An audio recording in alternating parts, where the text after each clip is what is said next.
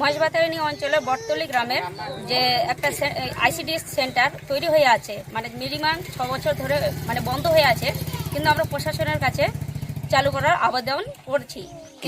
তৈরি হয়ে আছে? হ্যাঁ, তৈরি কেন হয়ে চালু আছে। হচ্ছে না? চালু হচ্ছে না কি, বাচ্চারা দূরে যেতে হচ্ছে, সেটা তো আমরা জানি না প্রশাসন কিভাবে কি করে রেখেছে।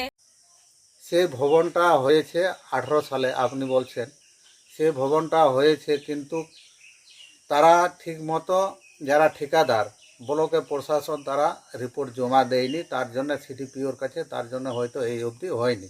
যে বিল্ডিংটা হয়েছে প্রায় 10 লক্ষ টাকা বাজেট, তো 10 লক্ষ টাকা বাজেট করে বিল্ডিং তৈরি করেছেন বটতলি গ্রামে মায়েরা কি ভালো পরিষেবা পাওয়ার জন্য।